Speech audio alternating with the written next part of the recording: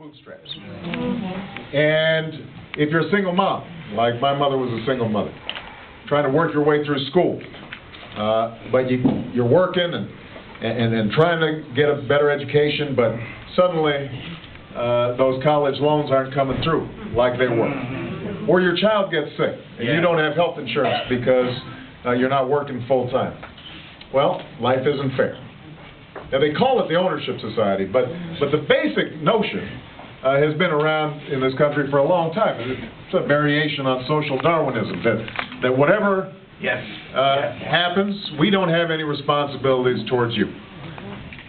And that, in essence, has been what our political battle has been about for the last several years. And here's what's encouraging, and here's why I think this election is so important. Because for the first time in quite some time, the American people are paying attention. As I've traveled around the country, what's striking to me is how serious people are in this election cycle. They're serious about trying to figure out how is it that we've got a healthcare system that spends more money on it than any nation on earth, and yet we have some of the worst outcomes of any industrialized nation. And we got 46 million uninsured, and we've got some neighborhoods where the child mortality rate is as bad as, or worse than Nicaragua's. And small businesses are straining under the cost of healthcare, and the auto industry here is the poster child for the difficulties of competing internationally when you've got these enormous legacy costs that they're having to carry each and every day. So people are paying attention to that, and they're saying, we can do better than we're doing right now. That there are ways of, given the amount of money we spend, making the system more efficient, give better quality, and cover more people, and give businesses and individuals relief. There are ways of doing it. The problems aren't technical. It's a matter of political will. People look at our education system and they say, how can our major initiative be a bill called No Child Left Behind that left the money behind for No Child Left Behind?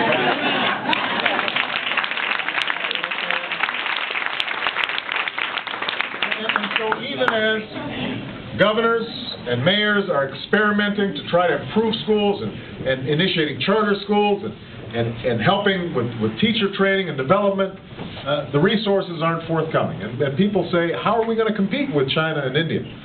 They're producing 8 times the number of engineers that we are because we're underinvesting in our children. How can that be? It can't be that this is the first generation in which our children might be a little worse off than we are in the aggregate. That's unacceptable. That's un-American. And so people are paying attention.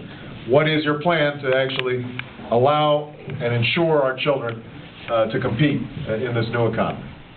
And then people look at energy, and they say, we spend $800 million a day and are sending it to some of the most hostile nations on earth. Yes, sir. So that Iran, President of Iran or the President of Venezuela could come over here and stand at the UN and mock us on our dime because of the fact that we have not figured out how to harness flexible fuel vehicles and our alternative fuels and biodiesel, technologies that exist right now, but that we haven't actively promoted and invested in the same way that we invested in building weaponry, or the same way that we sent a man to the moon.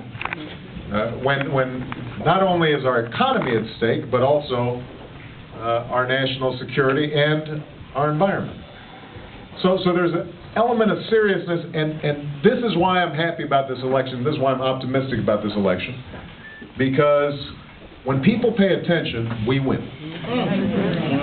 Because at their core, the American people are a decent people.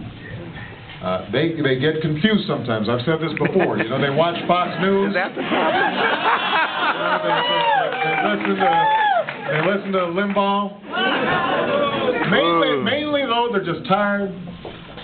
You know, they're busy. They're not paying attention. Right. But every once in a while, they pay attention. And when they pay attention, that decency comes out. And it's reflected in their vote.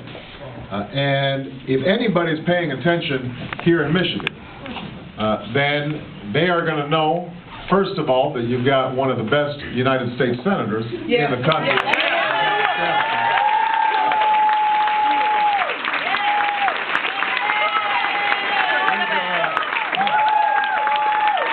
There's a reason why she's in leadership. You know, senators got big egos. So they don't like to just give a leadership slot just for the sake of it. They do it because there's somebody who's got certain qualities that are important to the caucus as a whole. And Debbie has the qualities of understanding working families and their struggles and their values in the most powerful, profound way. Yay! And she reflects that each and every day in the work that she's done.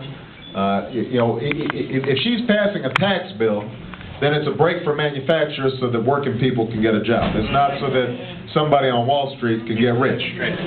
If she initiates something in transportation, it's how can I build infrastructure for the state that is going to expand economic development. She looks through that lens on every occasion, and that's why she's doing so well, and that's why she's going to be reelected.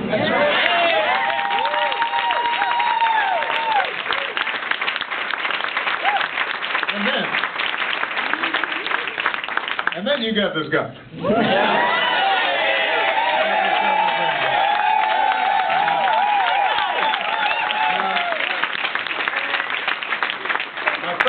Some people think I'm biased because she went to Harvard Law School like I did. But that's not the reason that I'm here. Some people think, and I got to be careful because her husband's here, but and I'm here just because she's one of the finer looking politicians.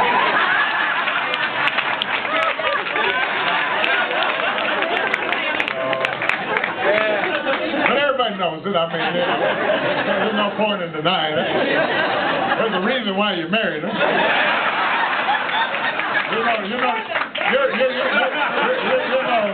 You're no dummy. But that's not why I'm here. You sure? I'm here for the same reason that the minute she came on the political scene, everybody was dazzled and said, "Who is that?" Because she is smart, she is tough, she paints a vision about how we can work together in a practical, common sense, non-ideological way to solve our problems, to solve the problems of Michigan, and by extension, she points the way for how we're going to solve problems for the country as a whole. She was handed a tough hand. You know, you got a fiscal mess, and you've got a state that is dependent precisely on those industries that are most vulnerable to globalization. And she has not gotten an ounce of help from an administration that basically doesn't seem to care about manufacturing and appears to think that it was okay if America ends up just being comprised of Wall Street lawyers and burger flippers. And yet, despite being dealt that hand, she has consistently created a vision for economic development and job growth and education and investment in people and investment in infrastructure that has righted the ship and has laid the groundwork for Michigan to be successful over the long term. And she's done it with compassion. When she balances the budget, it hasn't been on the backs of children, it hasn't been on the backs of the seniors, it hasn't been on the backs of the vulnerable.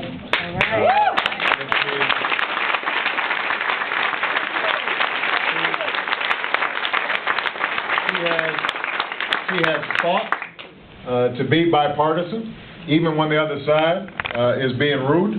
She keeps a smile, and she stays polite, and she says, let's see if we can solve problems. In other words, she's been an ideal governor. And so the question then is, I'm going to wrap up here, because I know we got a rally we got to go to, but here's the bottom line. We should win both these elections. We should win all across the country. but we got to close the deal. That's right. You know,